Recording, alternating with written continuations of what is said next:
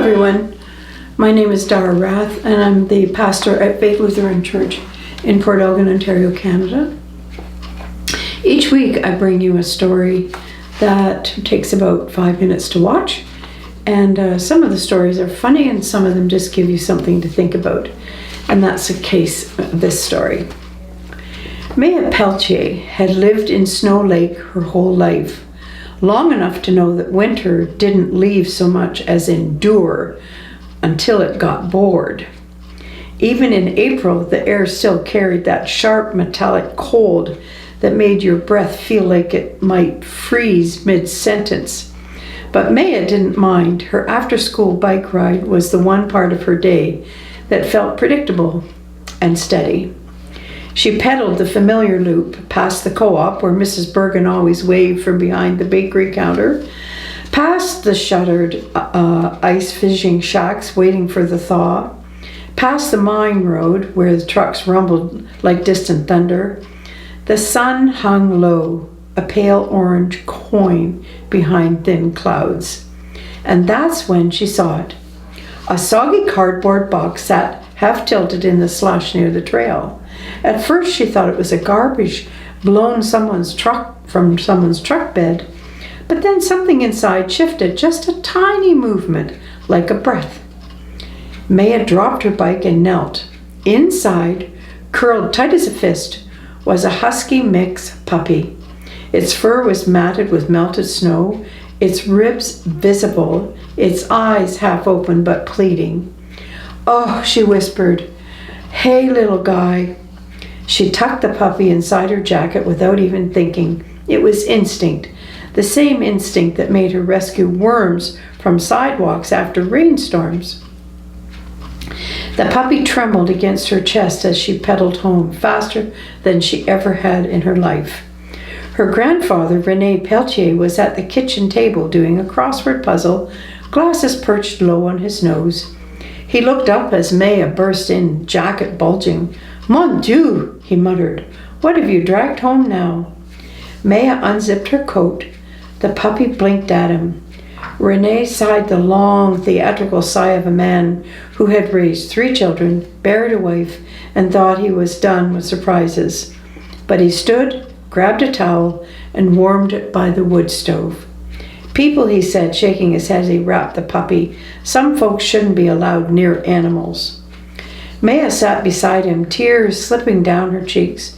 She hadn't cried much since the divorce. She'd been too busy being the strong one, but now the tears came easy.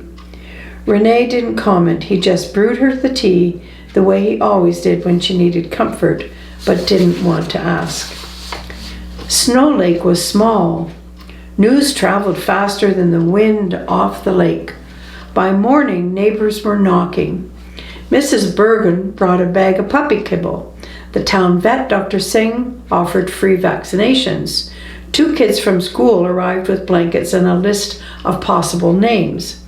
René pretended to grumble about the commotion, but he cleared space by the stove and built a little bed from an old crate.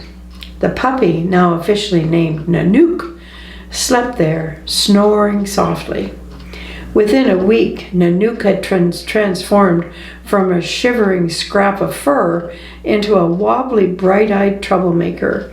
He chewed slippers. He chased dust motes. He followed Maya everywhere, even to the bathroom, which she found both annoying and adorable. One evening, Maya sat on the floor brushing Nanook's fur. René watched from his recliner, pretending to read the paper. "You're smiling again," he said quietly. Maya paused. She hadn't realized it. "I guess." René folded the paper. "You know, when your grandmother passed, I didn't think I'd ever laugh again.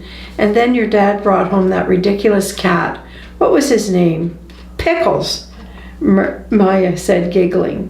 "Oui, Pickles. The cat had hated everyone except me." He leaned forward. "Animals have a way of stitching up the places we don't know are torn." Oh, what a lovely statement. Animals have a way of stitching up the places we don't know are torn. Maya nodded, throat tight. Nanook nudged her hand as if agreeing. By May, the ice finally surrendered. The lake shimmered open and blue.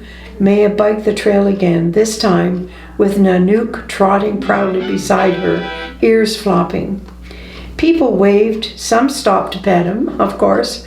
Others asked how he was doing, how she was doing. Snow Lake wasn't perfect, but it was the kind of place where people noticed when you were hurting and showed up when you needed them. May looked down at Nanook, who looked back with absolute trust. "Ready?" she asked. He barked once, as if to say he'd been ready all along.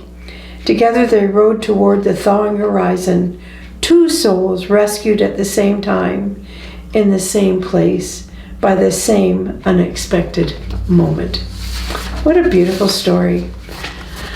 I hope you enjoyed hearing that story, and thanks so much for taking 5, and blessings on your day.